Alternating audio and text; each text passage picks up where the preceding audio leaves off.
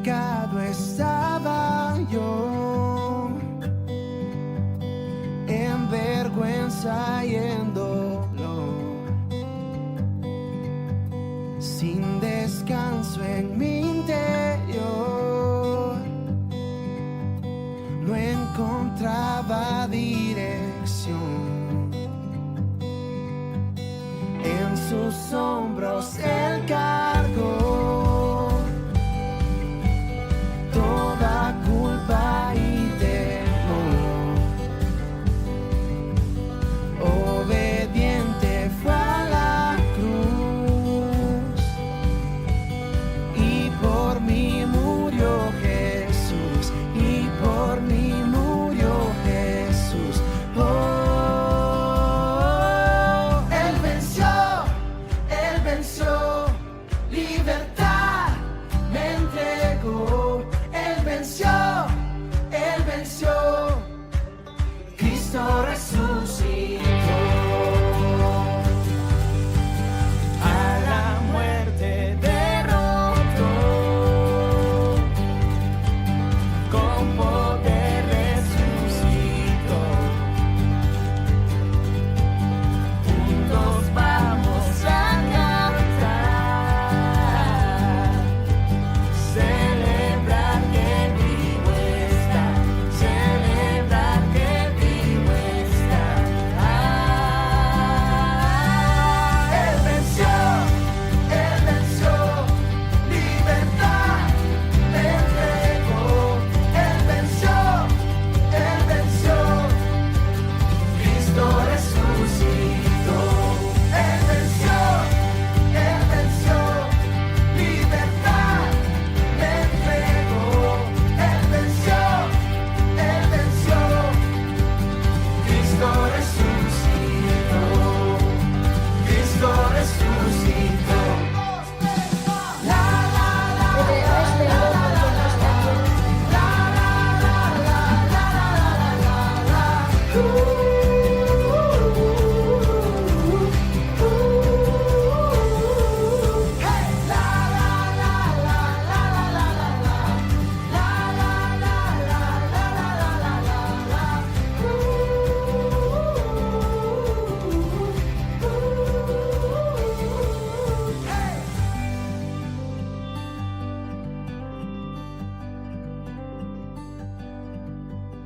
Sumergido en su amor, en su gracia y su perdón. Amamos todo de ti, cielo y tierra te adoran, y los reinos se rinden. Hijo de Dios, tú eres por quien vivimos hoy. Vamos. Eres quien nos liberta, eres la luz que guía, y como un fuego ardiente, Hijo de Dios, tú eres por quien vivimos hoy. Y vamos a cantar con la música del cielo, vamos a cantar alegres porque escuchas cuando cantamos para exaltar su nombre. Y vamos a cantar con la música del cielo, vamos a cantar alegres porque escuchas cuando cantamos para exaltar tu nombre. Os veo que os comenzáis a animar ahí con las palmitas, con los movimientos. Venga, vamos a darle caña, ¿vale? Amamos todo de ti, cielo y tierra te adoran, y los reinos se rinden. Hijo de Dios, tú eres por quien vivimos hoy. Tú eres eres quien nos liberta, eres la luz que guía y como un fuego ardiente, Hijo de Dios, tú eres por quien, vivimos hoy. Venga, vamos a cantar y vamos a cantar con la música del cielo. Vamos a cantar alegres porque escuchas cuando cantamos para exaltar tu nombre. Y vamos a cantar con la música del cielo. Vamos a cantar alegres porque escuchas cuando cantamos para exaltar tu nombre.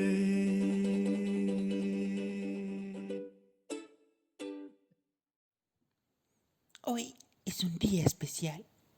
Me siento tan emocionado. Vamos a recordar los mejores momentos que han sucedido durante todo este tiempo. Lo que empezó en medio de la cuarentena se ha extendido hasta este momento. ¡Qué chévere! Me salen versos y sin tanto esfuerzo.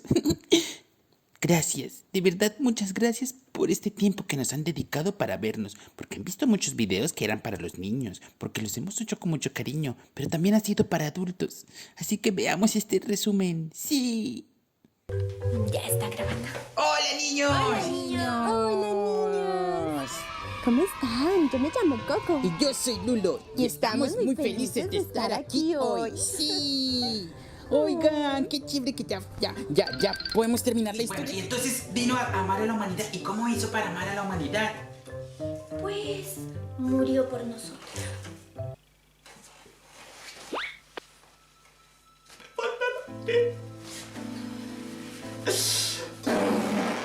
¿Cómo decir que murió?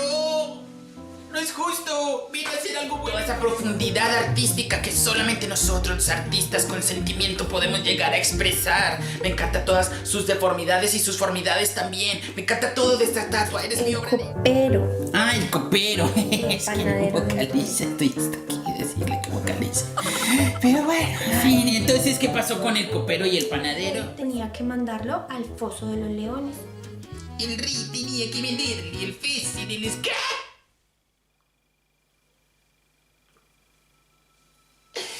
Al foso de los... O sea que... No puede ser. Yo sé que hemos hablado mucho de Daniel, pero pues tampoco se merecía que fuera el foso de los leones. Estaban saliendo de un río. Y luego soñó que habían 7 vacas flacas que se comían las gordas. Y él se asustó mucho. Luego soñó que habían 7 espigas, muy verdes y muy llenas de trigo. Y luego que habían otras... Hola, Lulo. Ah, es que quiero darle más intriga a mi presentación. ¿Cómo así? ¿Por qué? Sí, porque ahora estoy estudiando para ser espía. ¿Espía? Sí, espía. A ver, si tengo 11, vale, y le quito 3, entonces 11, 10, digamos que 7. Para promediar, digamos que 7.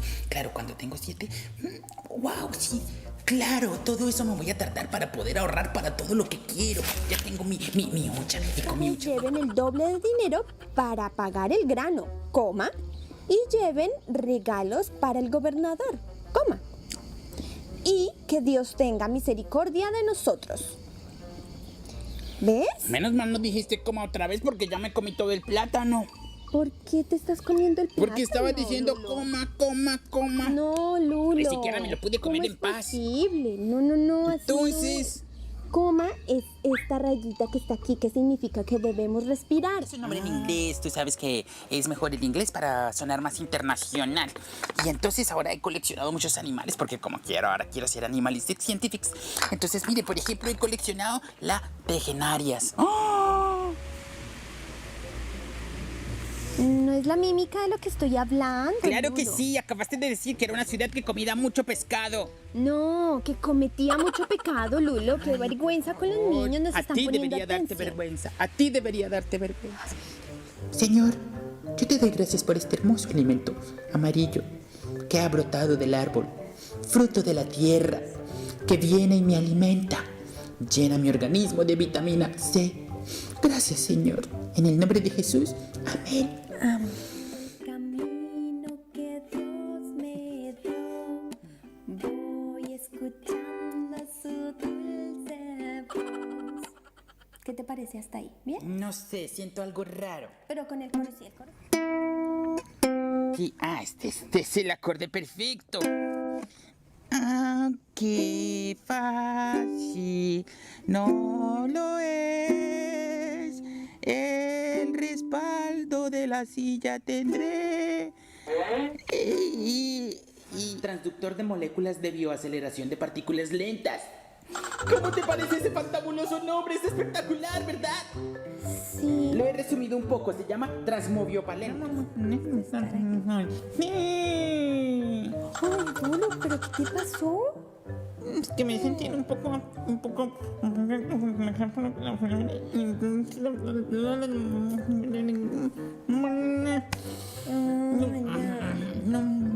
Sí, estás resfriado, ¿cierto? Pero pues que ya.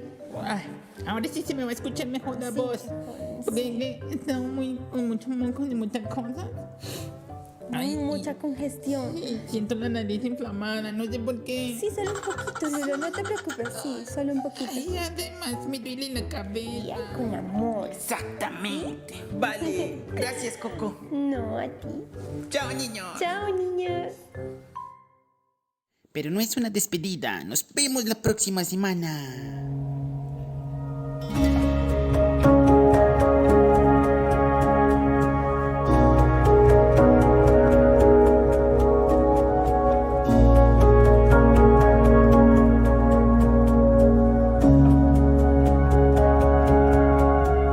Muy bien. Estamos leyendo el libro del profeta Oseas.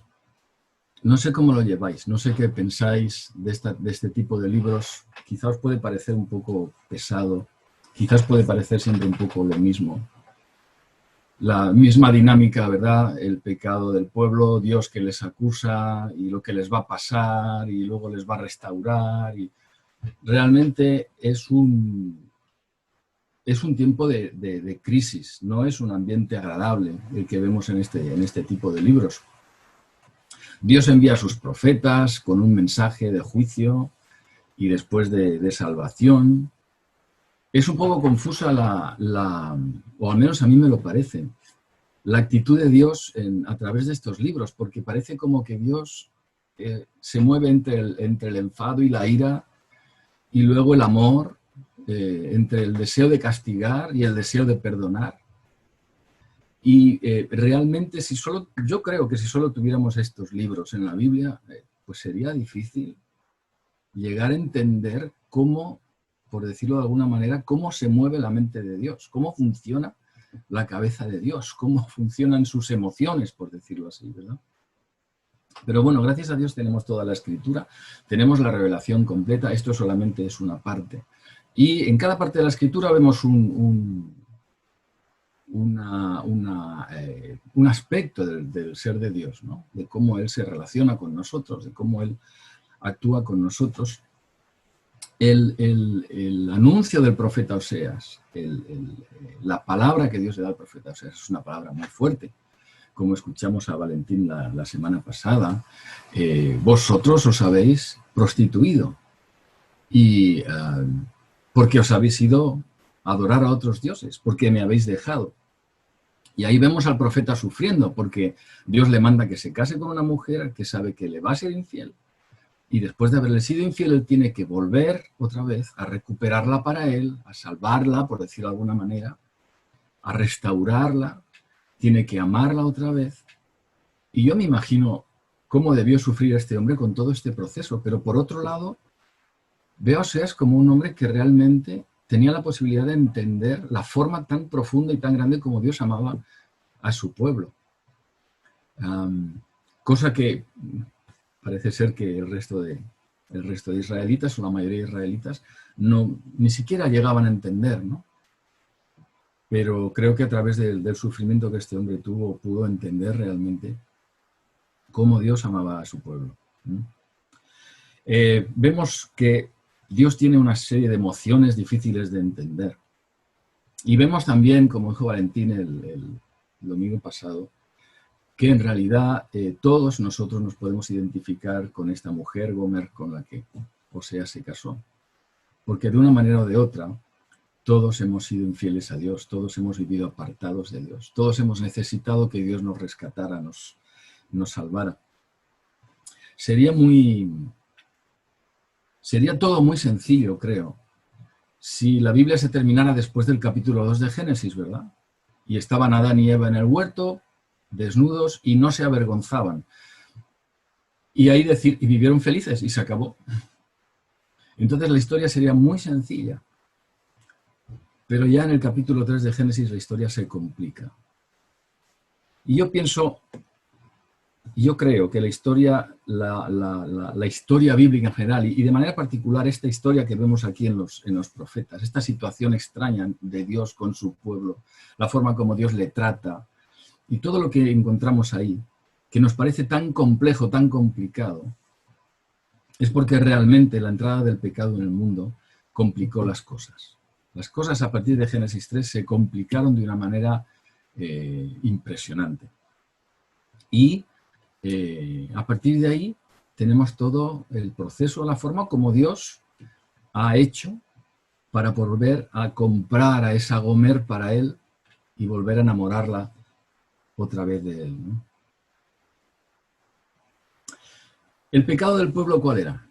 Bueno, están adorando a los Baales, están adorando a otros dioses. Podríamos verlo de una manera muy simple. Ellos han recibido una orden de adorar a Dios, a Jehová, y sin embargo ellos desobedecen y adoran a otros dioses. Y podríamos pensar, bueno, ese es su pecado, han desobedecido una orden. El problema del pecado es que no se trata solamente del hecho en sí, sino de todo lo que hay detrás. Es decir, cuando nosotros desobedecemos a Dios en algo, resulta que antes que eso ya han sucedido una serie de cosas dentro de nosotros que nos han llevado a desobedecer, o a no considerar a Dios, o a olvidarnos de Él. El pecado sí es la desobediencia en sí, pero ¿qué ha pasado antes? Hay cosas dentro de nosotros que tienen que cambiar. ¿Cuál es todo el tema del Antiguo Testamento? Dios les da una ley, les dicen, estos son mis mandamientos, tenéis que obedecerlos, y ellos no los obedecen. Pero con todo esto Dios nos quiere demostrar que si Él simplemente se fijara en el acto de desobediencia que nosotros cometemos y viniera con sus mandamientos y nos dijera, ves, has desobedecido en esto, ahora tienes que obedecer. Si todo consistiera simplemente en un tienes que obedecer, pues ahí hemos perdido todos, porque en nosotros no está la disposición de obedecer.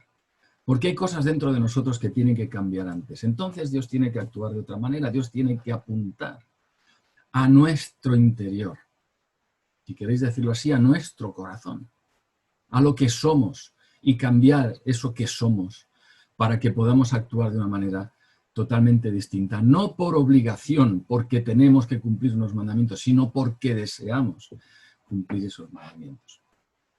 Entonces, me gustaría leeros rápidamente, y quisiera que pudierais escuchar bien, algunos pasajes a lo largo del libro de Oseas que nos muestran esto, para que os deis cuenta de que realmente las cosas van por ahí.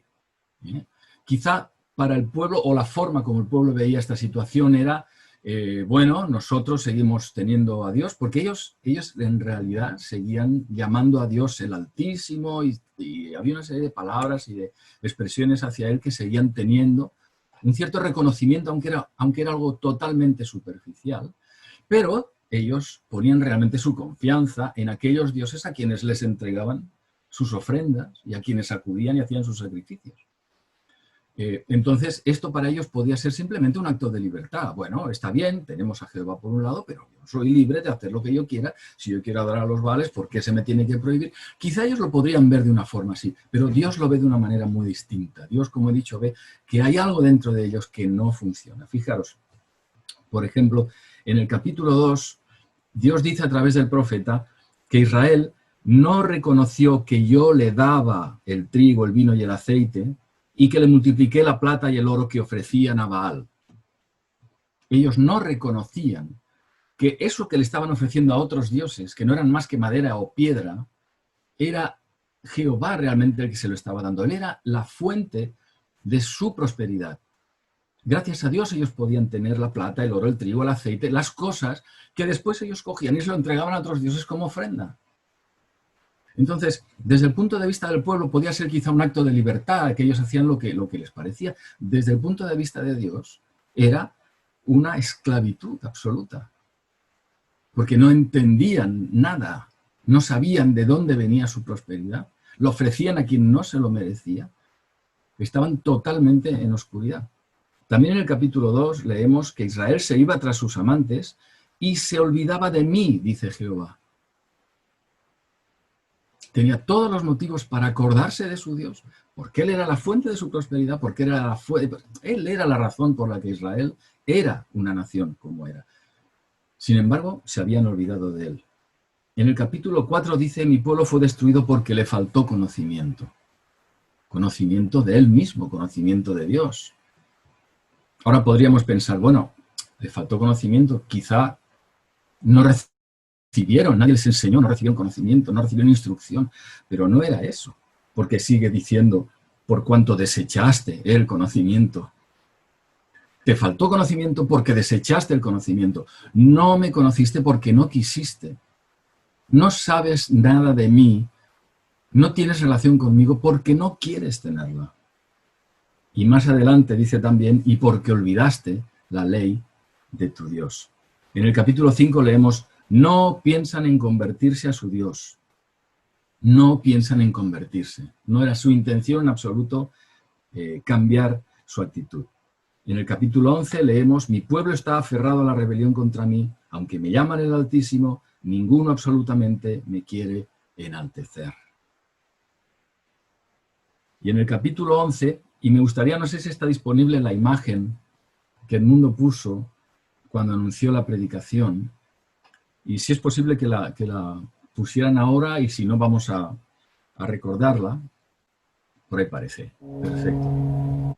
Esta imagen me parece genial porque en el capítulo 11 tenemos un texto que dice, cuanto más yo los llamaba, tanto más se alejaban de mí.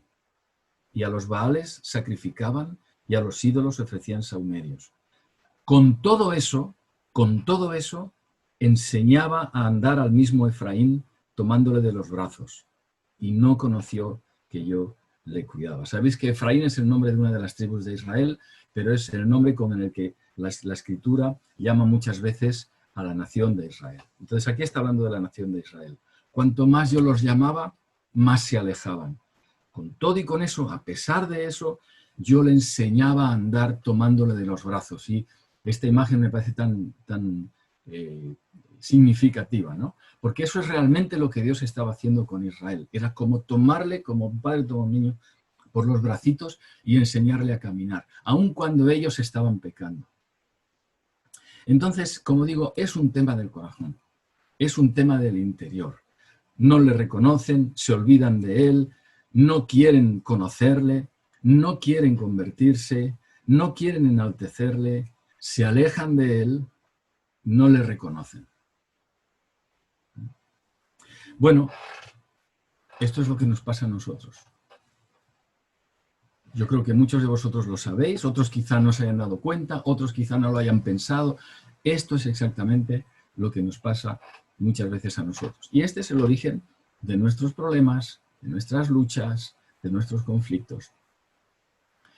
Nuestra actitud interior. ¿Por qué llegamos a pecar? ¿Por qué llega un momento en el que llegamos a pecar, a desobedecer a Dios? Porque hay cosas dentro de nosotros que no funcionan. Tal vez no nos estamos acordando de Él. Tal vez llevamos días sin orar, sin leer su palabra, sin buscarle. Tal vez nos hemos enfriado a lo largo del tiempo, tal vez los problemas nos han hecho apartarnos de Él. No lo sé. Pero seguramente detrás de cada una de nuestras desobediencias o de nuestros pecados, Dios podría enseñarnos muchas cosas acerca de todo lo que ha sido nuestra vida en el último tiempo y por qué hemos llegado hasta donde hemos llegado. Entonces es un problema complejo, ¿verdad? No se trata solamente de que un día leamos un versículo en el que diga, es que no tenéis que hacer esto. Y yo diga, ay, pues es verdad, yo lo estoy haciendo, pues lo voy a obedecer. No se trata de eso. Dios quiere llamar nuestra atención a cosas que están más en el interior. Dios quiere trabajar, no solo ordenar, no solo decirnos, tienes que hacer esto, tienes que hacer lo otro. Dios quiere trabajar. Y de hecho el Espíritu Santo, que viene de parte de Dios, está trabajando. Él trabaja continuamente en cada uno de sus hijos para poder conseguir que lleguemos a ser como Él. Entonces, ¿qué hace Dios al respecto? Bueno, vamos a Oseas capítulo 5, versículo 15, el último versículo de Oseas. Y vamos a leer hasta el versículo 3 del capítulo 6. Porque ahí vamos a ver un ejemplo de lo que, bueno, cómo Dios hace con esto. ¿Cómo Dios va a hacer para resolver esta situación? Los mandamientos no funcionan. Las manifestaciones de poder de Dios no funcionan. Ya puede venir Dios en forma de nube, en forma de fuego, en forma de terremoto o hacer lo que sea. Ellos no van a cambiar. Ellos van a seguir volviéndose a sus costumbres de siempre. ¿Cómo hace Dios entonces? Porque lo que quiere Dios es que se vuelvan a Él. Porque lo que Dios no quiere es que mueran. Él quiere que vivan. Y por encima de su enojo y por encima de su enojo, Él quiere realmente tener el corazón de su pueblo. La posición cómoda de Dios, el estado en el que Dios se siente cómodo, por decir así, es complicado intentar explicar estas cosas, pero para que nos entendamos, la posición en la que Dios se siente cómodo no es la del enojo y la de la ira y la del castigo. Aunque cuando Él tiene que actuar de esa manera, Él es Dios y lo hace, y desde luego no se siente mal consigo mismo por lo que ha hecho. Él hace lo que tiene que hacer, pero a donde Él quiere llegar realmente es a poder mostrar su amor y ver que ese amor es correspondido. Entonces, eso es a donde Él apunta. Por eso envió a su Hijo a morir por nosotros. Porque a través de ese acto de la cruz es que Él puede trabajar después dentro de nosotros, darnos una nueva vida. En fin, no voy a enrollarme con esto, pero vamos a leer en Oseas 5, versículo 15. Esto es lo que Dios ha resuelto hacer para arreglar esta situación. Andaré y volveré a mi lugar hasta que reconozcan su pecado y busquen mi rostro. En su angustia me buscarán. Venid y volvamos a Jehová, porque Él arrebató y nos curará, hirió y nos vendará. Nos dará vida después de 2 días, en el tercer día nos resucitará y viviremos delante de Él y conoceremos y proseguiremos en conocer a Jehová. Y vamos a destacar esta parte, y conoceremos y proseguiremos en conocer a Jehová. Fijaros cómo es el asunto. Lo que Dios se plantea es lo siguiente. Me voy a retirar. Andaré y volveré a mi lugar hasta que reconozcan su pecado y busquen mi rostro. O sea, me apartaré hasta que reconozcan su pecado. ¿Cómo va? Si se aparta, ¿cómo va a hacer para que ellos reconozcan su pecado? Pues porque cuando Él se aparta, el pueblo queda a merced de un montón de cosas. Ellos creen que están seguros con sus dioses falsos, pero en realidad están a merced de naciones enemigas, están a merced del engaño al que ellos mismos se han sometido voluntariamente. La vida les va a ir mal, las cosas no van a ir como ellos esperan, porque una cosa que no debemos olvidar es que ellos tenían la ley de Moisés, ellos sabían. El hecho de que dice que no le conocían no quiere decir que no sabían nada acerca de Dios. Ellos sabían que Israel en otra época había vivido en prosperidad y esa prosperidad venía de Dios. Y en algún momento dado ellos se iban a dar cuenta de que las cosas iban de mal en peor y iban a empezar a sufrir. Y como dice después, en su angustia me buscarán. Necesitan estar en angustia, necesitan estar angustiados, necesitan pasarlo mal, necesitan darse cuenta de lo que han perdido.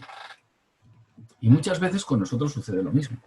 Necesitamos llegar a ese punto, y no es lo ideal, pero necesitamos llegar a ese punto en el que el sufrimiento, la angustia, los problemas, las luchas, sean demasiado grandes para nosotros, nos empiecen a aplastar, para que volvamos a Dios, a orar como nunca hemos orado, a buscarle como nunca le hemos buscado, y a querer realmente que Él tome partido en esta situación y que Él nos ayude. Entonces Dios les deja para que llegue un momento en el que el sufrimiento les lleve a buscarle a Él. Busca a Dios que ellos sufran, no es que busque que ellos sufran. Pero si eso es lo que les va a llevar de vuelta a Él, Él lo va a permitir. Y ellos mismos van a decir, volvamos a Jehová, porque Él arrebató y nos curará, Él hirió y nos vendará. De la misma manera que ellos van a reconocer que Dios ha permitido ese mal, también van a reconocer que Él después les va a sanar. Y dice, nos dará vida después de 2 días. Y aquí el lenguaje que usan los profetas, ¿verdad? Tan extraño. Nos dará vida después de 2 días y en el 3er día nos resucitará. Y viviremos delante de Él. Bueno, es inevitable. Aunque no todos los comentaristas concuerdan en que esto se refiera directamente a los 3 días en los que Cristo estuvo muerto y luego resucitó, no todo el mundo coincide con eso, pero es inevitable hacer una relación y darnos cuenta de que esto de que en el 3er día nos resucitará se refiere a que la resurrección de Cristo conlleva o lleva a que nosotros después resucitemos con Él. Fijaros en Efesios 2, versículo 6, lo que dice. Juntamente con Él nos resucitó. Nosotros no resucitamos el mismo día que resucitó Él, ¿verdad? Pero se refiere a que de la misma manera que Él resucitó, con el mismo poder que Él resucitó, nosotros, en lo espiritual, resucitamos también a una nueva vida. Y asimismo, dice, nos hizo sentar en los lugares celestiales con Cristo Jesús. Fijaros cómo estas 2 cosas de las que habla Efesios concuerdan muy bien con estas otras 2 cositas que hemos leído en Oseas 6. Nos dará vida después de 2 días y en el 3er día nos resucitará. Y en Efesios dice que juntamente con Él nos resucitó. Y luego dice en Oseas, y viviremos delante de Él.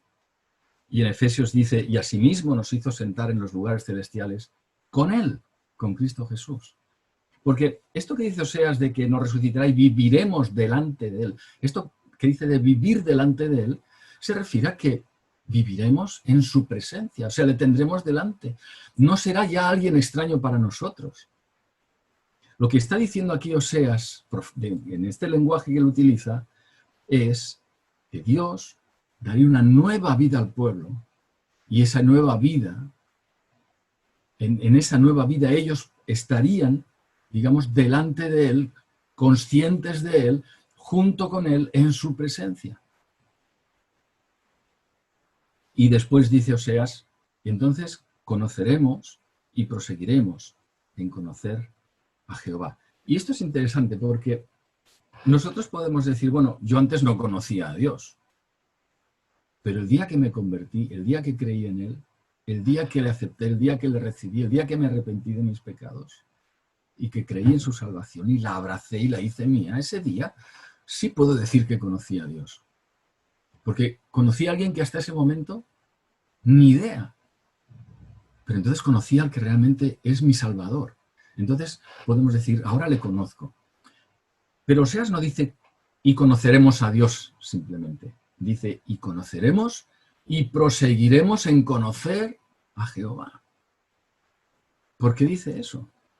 Bueno, porque cuando nosotros realmente nos convertimos a Dios,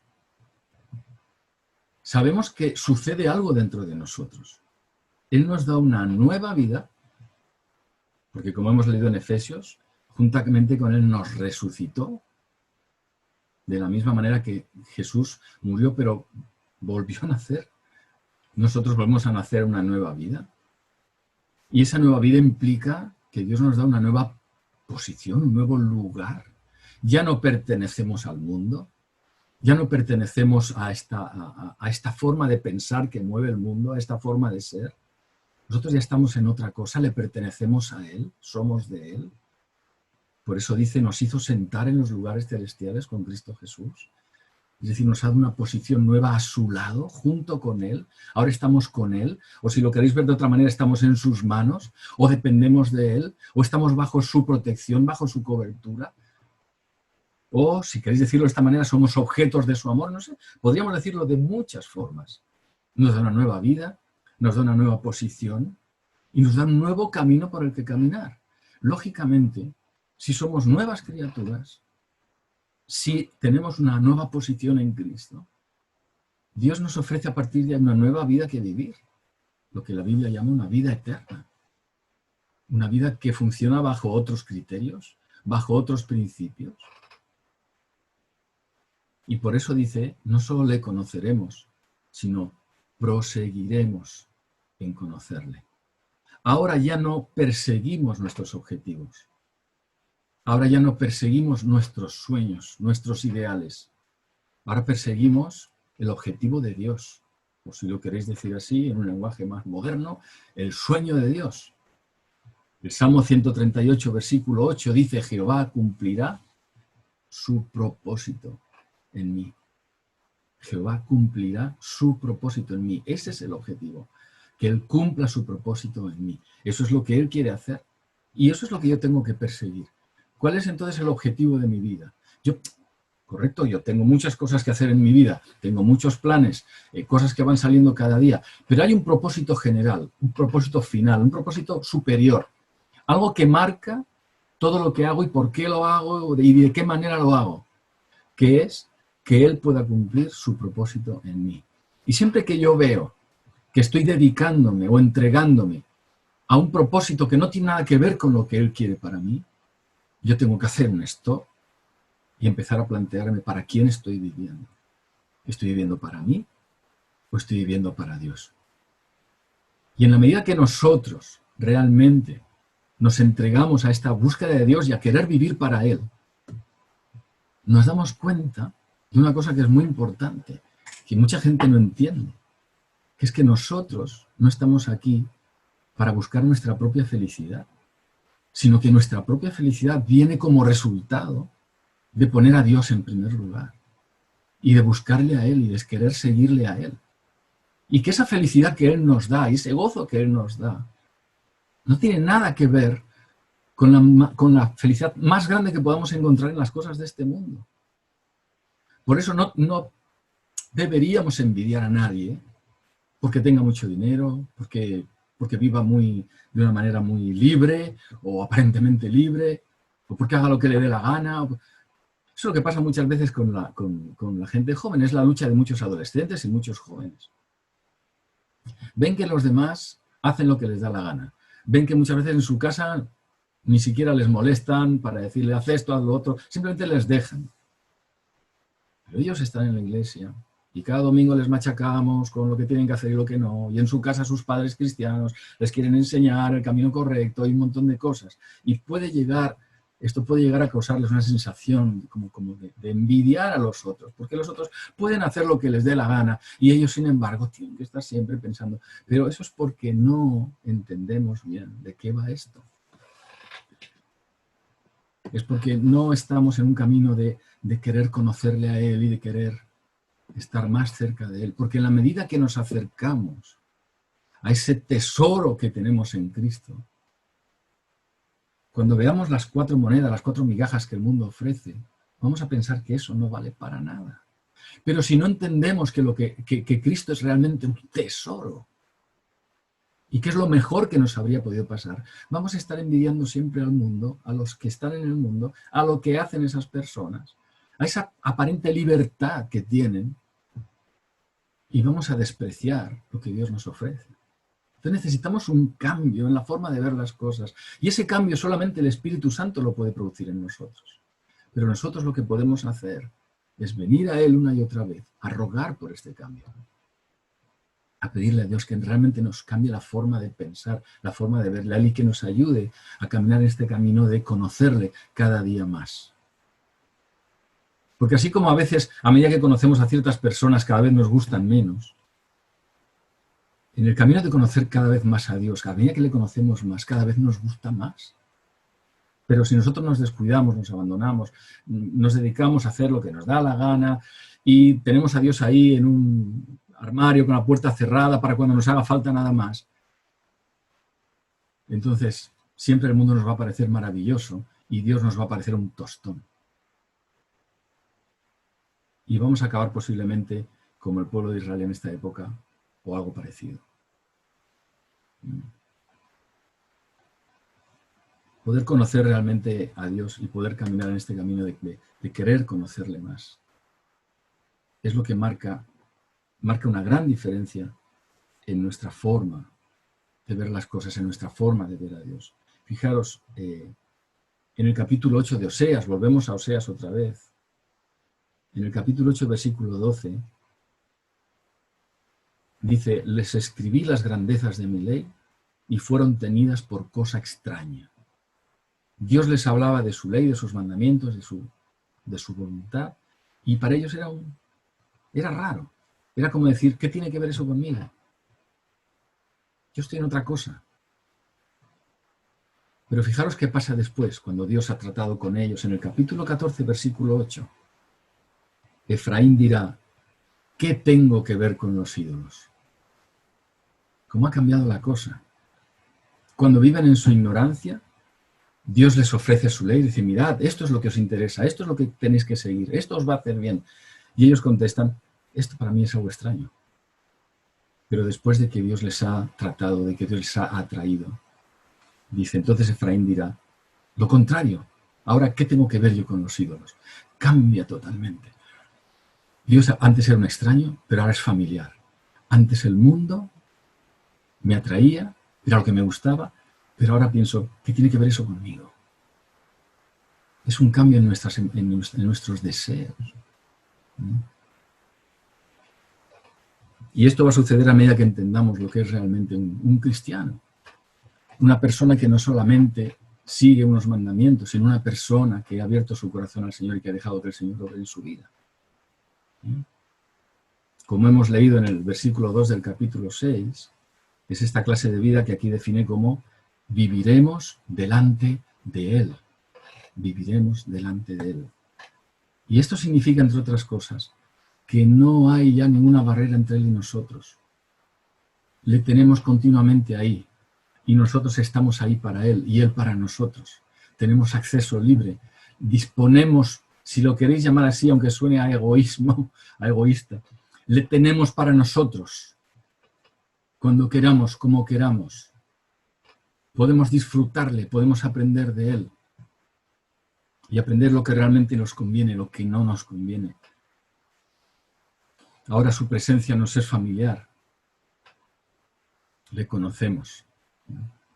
Pero como hemos dicho antes, sigue un pasito más y dice, no solo le conocemos, proseguimos en conocerle. Es decir, no solo sabemos que ahora somos hijos de Dios, que ahora le conocemos. Vuelvo a repetirme con le conocemos. ¿Sí? Y tenemos una serie de ventajas como hijos. No solamente eso, sino que además quiero seguir conociéndole. Quiero proseguir. Eso también lo produce el Espíritu Santo en nosotros. No solamente el ser hijos de Dios, pero si queréis decirlo así, el desear querer seguir siendo hijos de Dios. El que nos guste ser hijos de Dios. El que nos guste la presencia de Dios.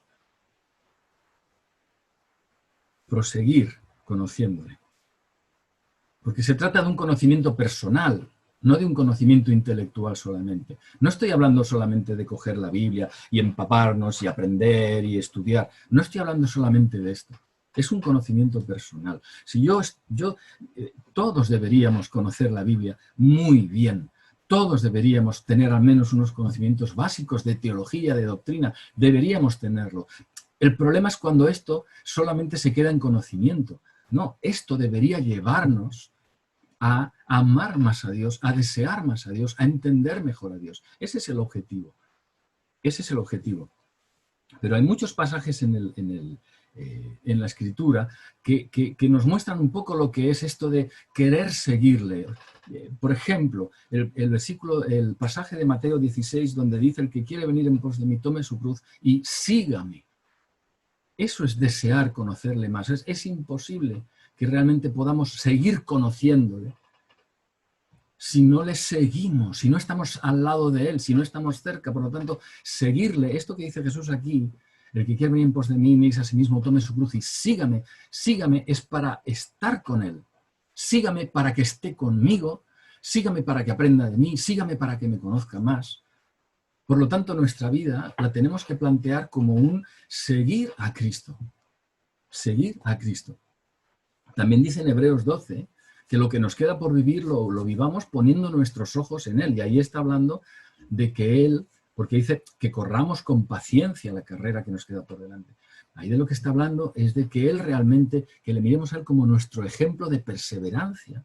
Porque así como Él fue perseverante y llegó hasta la cruz, llegó hasta el final y lo hizo por nosotros, así también nosotros vivamos de esa misma manera la vida que nos queda por vivir. Si no lo hemos hecho hasta ahora, vale, mal hecho, pero lo que te queda por delante, dice, vívelo de esa manera. Entonces esto es seguirle a Él también. Esto es querer conocerle a Él también, porque es no apartar nuestra mirada de Él. Estamos expectantes ante Él, ante lo que Él tiene para nosotros, ante lo que Él es para nosotros. La confianza en Dios, por ejemplo, en Isaías 26, dice, confiad en Jehová perpetuamente, porque en Jehová el Señor está la fortaleza de los siglos. No podemos aprender de Él, seguir conociéndole, si no confiamos. El pueblo de Israel, uno de los grandes pecados del pueblo de Israel era que no confiaba en su Dios, ponía su confianza en el rey de Asiria, en el rey de Egipto, en los Baales, pero no en Dios. Entonces, todo esto tiene mucho que ver. No es solamente, como digo, ponernos a estudiar, no es solamente esto. Es confiar, es mirarle a Él, es seguirle a Él, es perseverar en la doctrina, como dice en 2 de Juan capítulo 1, dice, el que persevera en la doctrina de Cristo, este sí tiene al Padre y al Hijo. Se trata de todas estas cosas, y todas estas cosas las podemos hacer nosotros. Es la parte que nos toca a nosotros.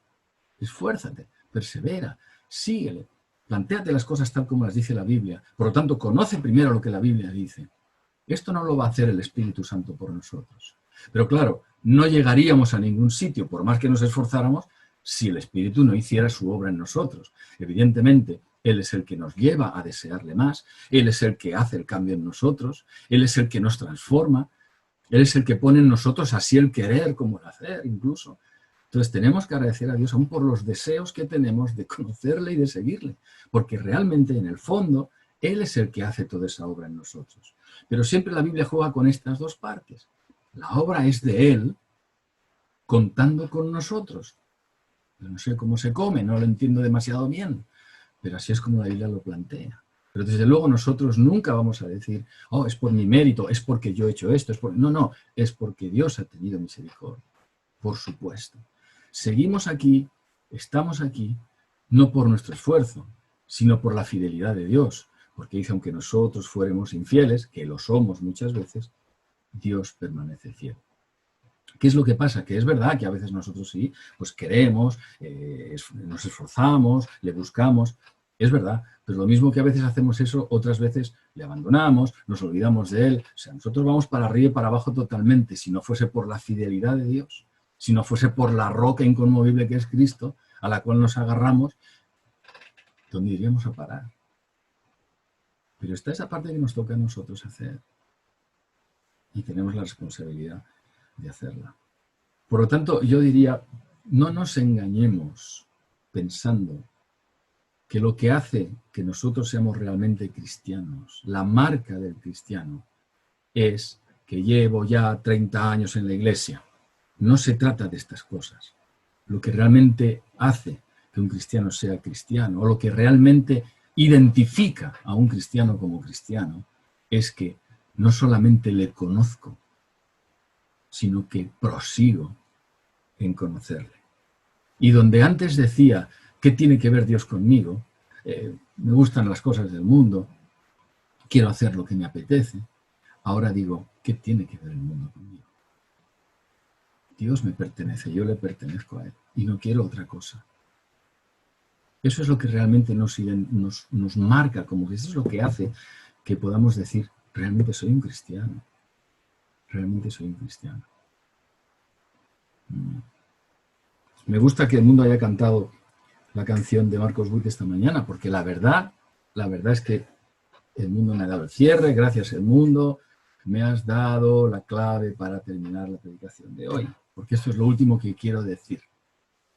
Conocer a Dios tiene que ver con esto que hemos cantado antes. Quiero ser más como tú. Ver la vida como tú. Saturarme de tu espíritu, que no es solamente sentir cosas del espíritu, no, es ser guiado realmente por el espíritu, ser dirigido por él, saturarme de tu espíritu, que él sea todo para mí y reflejar al mundo tu amor, ser más como tú, ver la vida como tú, saturarme de tu espíritu, reflejar al mundo tu amor. Si quizá os puede servir la letra de esta canción, que seguro que todos conocéis, para un poco resumir o acordaros de a dónde nos tiene que llevar toda esta entrega a Dios, todo este seguir a Dios, pues no estaría mal que la pudiéramos recordar y pudiéramos tomarla como ejemplo. Pues aquí es donde realmente tenemos que estar y en estas cosas es en las que realmente tenemos que avanzar. Amén. Espero que todos hayáis escuchado bien. A veces pienso que este tema del Zoom es como bastante frío, ¿verdad? Porque veo vuestras caritas así de cuerpo para arriba nada más, ¿no? O sea, de hecho parecéis como los muñequitos aquí, los teleñecos, que los manejaban con la mano desde abajo y solo se veía la mitad del cuerpo y así os veo todos como teleñecos.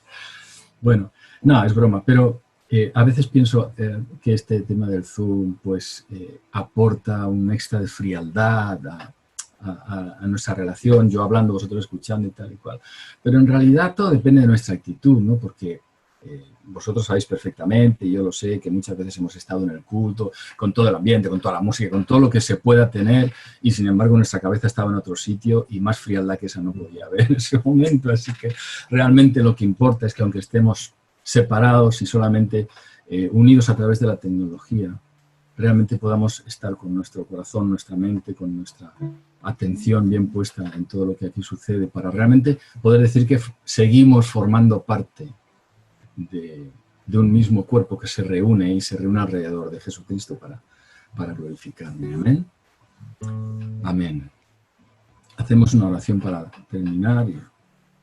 Yo quiero darte gracias, Señor, y no te voy a pedir ahora por lo que hemos hablado, simplemente quiero darte gracias porque la obra de tu Espíritu es el todo en nosotros. Gracias a ti y a que tú, Señor, obras en nuestro corazón, en nuestro interior, es que nosotros podemos conocerte y desear conocerte más y desear avanzar y arrepentirnos. Y gracias a eso es que nosotros nos sentimos mal cuando hacemos las cosas mal. Y gracias a eso, Señor, gracias a ti, es que nosotros podemos tener unas capacidades, una vida, un desarrollo. Señor, podemos tener hermanos, Señor, tú nos has proporcionado muchas cosas en las que a veces no caemos o no reflexionamos. Tenemos mucho más de lo que nosotros a veces pensamos. Y todo esto es gracias a ti, Señor. Gracias por el cuerpo que es la Iglesia. Gracias porque formamos parte de ese cuerpo. Gracias porque nos has abierto las puertas de tu reino. Nos has trasladado al reino de tu amado Hijo. Nos has liberado del poder de las tinieblas. Señor, gracias porque podemos decirte sí y podemos entregarte nuestra vida. Muchas gracias, Señor. Ayúdanos en este tiempo. Ayúdanos, Señor, a superar todas las dificultades. Ayúdanos a superar aún las defunciones que son muy tristes. Pero en ti tenemos nuestra confianza y nuestra esperanza, Señor. En el nombre de Jesús te damos gracias. Amén.